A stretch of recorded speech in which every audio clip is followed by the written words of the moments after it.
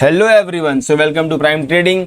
और आज जो मैं ये वीडियो आप लोगों के लिए रिकॉर्ड कर रहा हूँ, इसका मेन मकसद ये है कि जितने भी लोग स्टॉक ऑप्शन मार्केट में या स्टॉक मार्केट में बोल लीजिए, अगर आप अपना करियर बिल्ड करना चाहते हैं और आपको बिल्कुल भी आइडिया नहीं है कि भाई स्टॉक्स क्यों मूव करते हैं, कैसे मूव करते हैं, अगर हमें कोई चार्ट देखनी है तो हमें उसे कैसे देखना चाहिए, आखिरकार ये लाल कैंडल, ग्रीन कैंडल क्या होती है और हमें इन सब से कैसे एक चार्ट को एनालाइज करना है, तो आज हम ये सब के बारे में बात करने वाले हैं आज की इस छोटे से वीडियो में। सो मेक श्योर कि आप ये जो वीडियो है उसको पूरे एंड तक देखिए। और ये वीडियो उनके लिए भी है जिनको ये सब के बारे में बिल्कुल भी जानकारी नहीं है और वो एक ऐसी कोई वीडियो ढूंढ रहे थे जहाँ पे उन्हें एक ईजी वे में एक्सप्लेन किया जाए। So you are at a very right place. Welcome to Prime Trading once again and let's get into the video.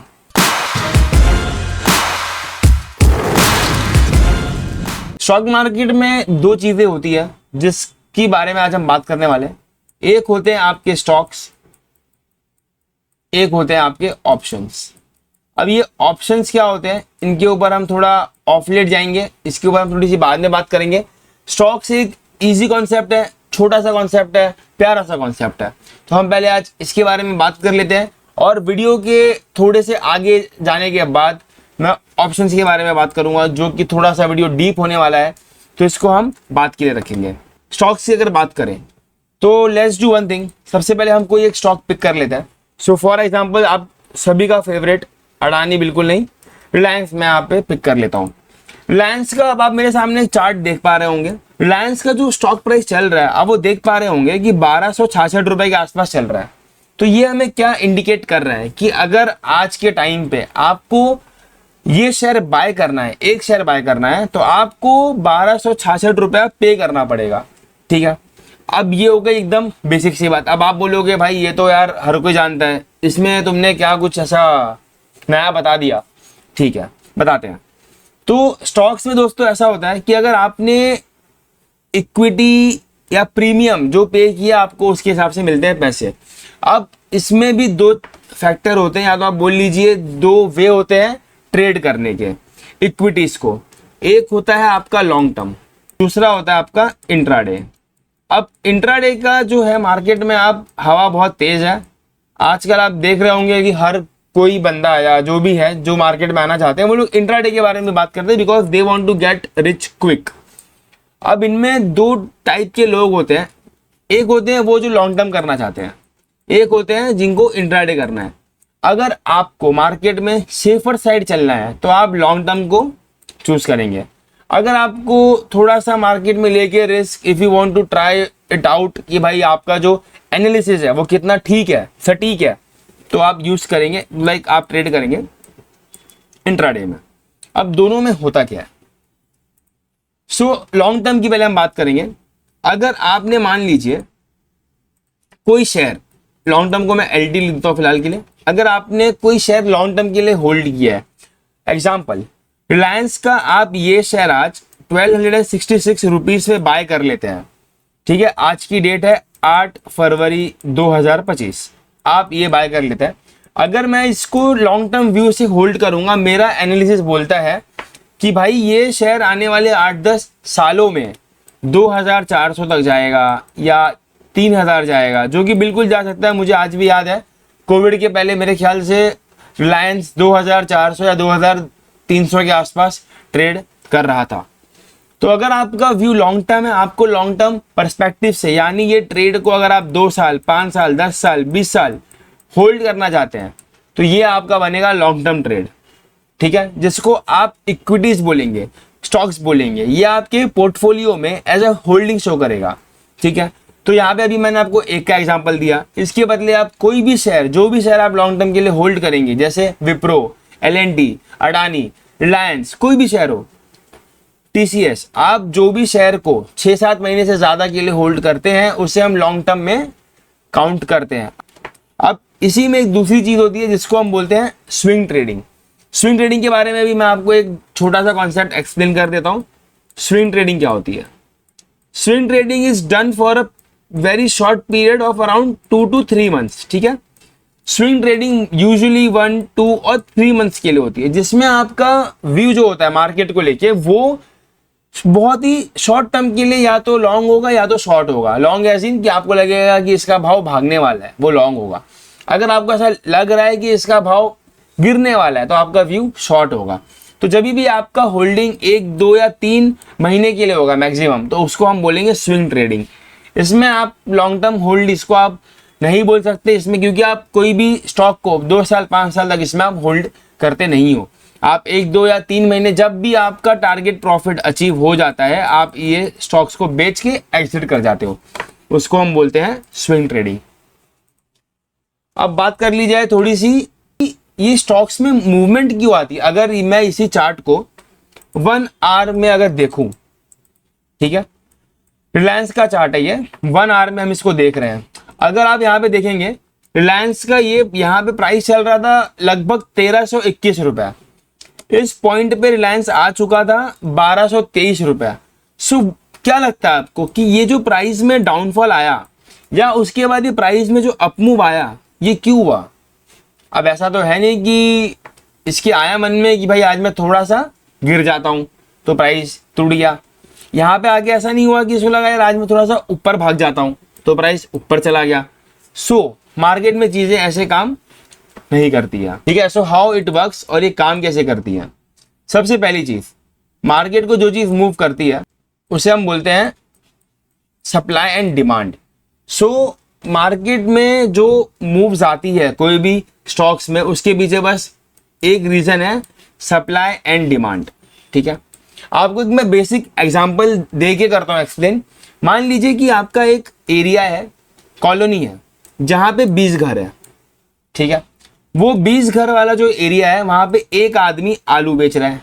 अब आप मुझे ये बताइए कि ये जो 20 घर है, इनकी आलू की जो डिमांड है वो ज्यादा होगी, ठीक है, और जो एक आदमी आलू बेच रहा है उसके पास सप्लाई कम होगी, ठीक है, सप्लाई कम हो गई।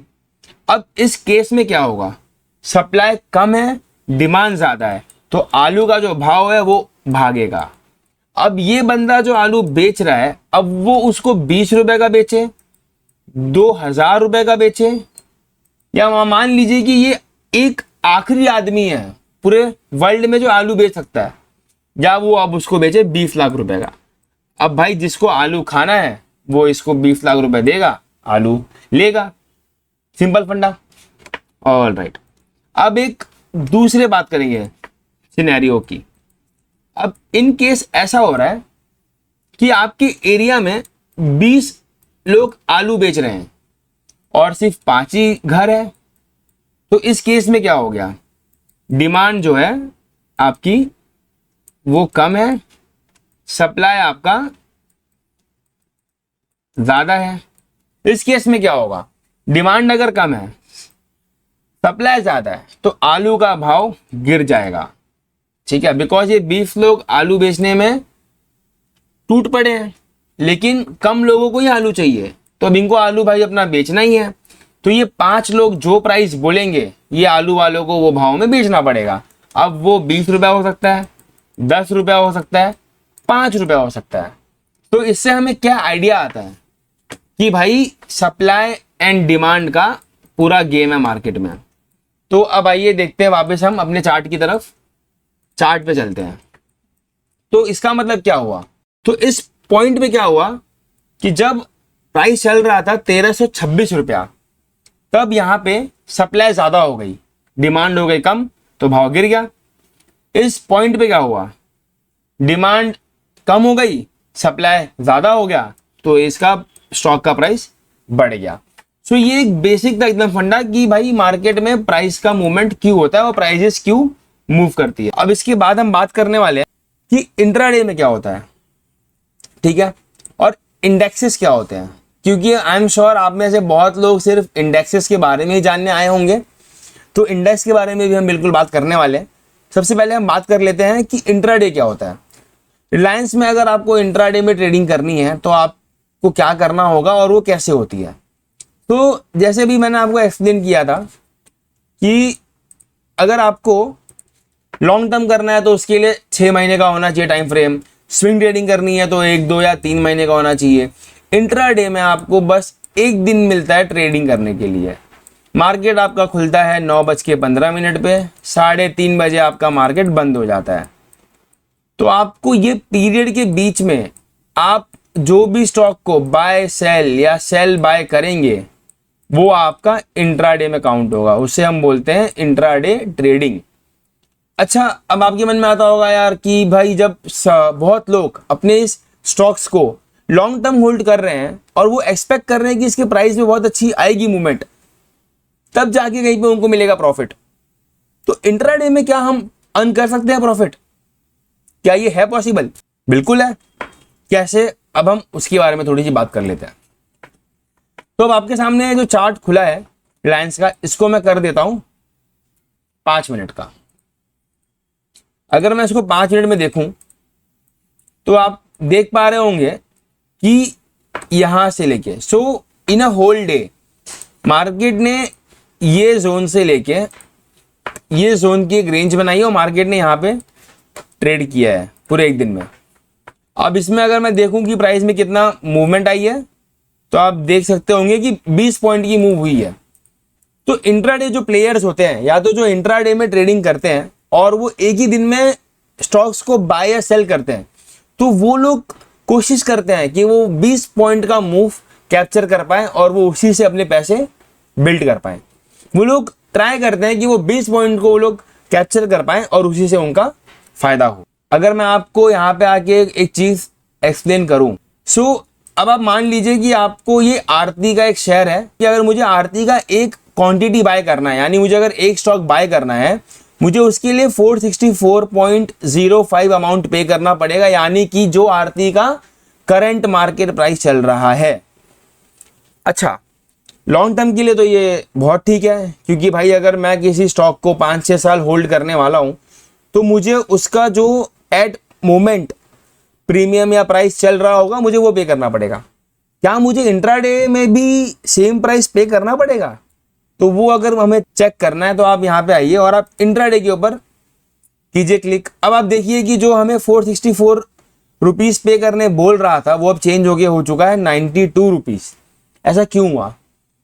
क्योंकि इंट्राडे में आपको मिलता है मार्जिन, या तो आप जिसको बोल सकते हैं लेवरेज। तो इसमें क्या होता है, अब विरोधा काइट जिसमें मैं ट्रेड करता हूं वो आपको मार्जिन देता है 5x का, 5x का आपको मिलता है मार्जिन। अब इसमें क्या होगा, अब आप इसमें आप मेरी बात ध्यान से एक एग्जांपल दूंगा। तो मैं यहाँ पे काम करता हूँ, आरती का ही एक चार्ट खोल लेता हूं ताकि आप लोगों के लिए बहुत ईजी हो जाए। फॉर एग्जाम्पल मान लीजिए कि अब आपने एक चीज यहाँ पे देखी कि मुझे इंट्राडे के लिए 92 रुपीज ही पे करना है एंड नॉट 464, ठीक है। तो अब आप ऐसा मानिए कि आपने ये स्टॉक को यहां पे कहीं पे बाय किया है और आपको यहां कहीं पे आपने सेल किया हुआ है।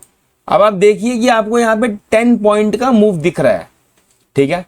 अब एक माइन्यूट सा एग्जांपल लेके मैं आपको एक्सप्लेन करना चाहता हूं कि अगर आपके पास 5,000 रुपए थे, आप 5,000 रुपए थे डिवाइडेड बाय 92 रुपीज में आपको एक स्टॉक मिल रहा है इंट्राडे में, मैं 100 पकड़ लेता हूं, एंटर, यानी आपको वो कितना दे देगा, 50 क्वांटिटी आएगी आपके पास, यानी आपके पास आरती की 50 क्वांटिटी होगी, ठीक है। अब अगर आपने 10 पॉइंट की मूव कैप्चर की है, ठीक है, यानी 50 मल्टीप्लाई बाय 10 विच इज 500, तो आपका यहाँ पे 500 रुपीज का नेट प्रॉफिट हुआ है। बट अगर वही आपको इंट्राडे में मार्जिन अगर उसने नहीं दिया होता तो आपको 50 क्वांटिटी बाय करने के लिए 464 इंटू 50, अब मैं उसको 500 मान लेता हूं for example, into 50 which is equals to 25,000 रुपया हो गया आपके, ठीक है। तो जो चीज आप 5,000 में बाय कर सकते हैं और आप 500 रुपए का प्रॉफिट कर सकते हैं, वही चीज आपको बाय करने के लिए 25,000 पे करना पड़ेगा और आपका प्रॉफिट फिर भी सेम होगा। इंट्राडे प्लेयर्स को ऐसा लगेगा कि यार 25,000 इन्वेस्ट करने के बाद मुझे सिर्फ 500 ही प्रॉफिट मिला है, क्या ये अच्छा ऑप्शन है? तुमको लगेगा यार ये तो नहीं है, बहुत कम है ये। दैट इज वाई इंट्राडे में आपको लेवरेज मिलता है, मार्जिन मिलता है, जहां पे आपने 5,000 रुपए इन्वेस्ट किए, 500 का प्रॉफिट किया, which is your 10% ROI। Correct. तो मैंने देखिए ये नोट को यहीं पे रख दिया है। कैलकुलेशंस में अगर आपको अभी भी कुछ डाउट हो सो लेट मी नो इन दी कमेंट्स, मैं आपको और इजी वे में वहां पे एक्सप्लेन कर दूंगा। मैंने यहाँ पे भी काफ़ी इजीएस्ट वे में एक्सप्लेन करने की कोशिश किया, बट आई एम श्योर अगर किसी को कुछ भी डाउट हो सो आप लिख दीजिएगा कमेंट्स में, मैं वहां पे आपके डाउट्स कर दूंगा क्लियर। तो इंट्राडे का ये फायदा होता है। अब फिलहाल ये नोट को हम कर देते हैं डिलीट। अब हम आ जाते हैं आपके सबसे फेवरेट टॉपिक पे, ऑप्शंस। और ऑप्शंस की मैं बात करूंगा आपसे इसके आने वाले वीडियो में, जो कि होगा इस वीडियो का पार्ट 2, बिकॉज ये वीडियो काफ़ी लेंदी ऑलरेडी हो चुकी है। आई वांट कि आपके पास जो वीडियोस पहुंचे वो बहुत ही शॉर्ट हो और जिसको आप काफ़ी हद तक एंजॉय कर सकें, जिसमें आपका जो लर्निंग का इनपुट है वो काफ़ी मैक्सिमम हो। सो आप इस वीडियो को एंजॉय कीजिए। अगर आपको ये वीडियो अच्छी लगी हो या तो आपने इसमें से कुछ भी चीज़ें सीखी हो so make sure to like it and subscribe the channel, और मिलते हैं हमारे अगली वीडियो में। Till then thank you so much and keep watching.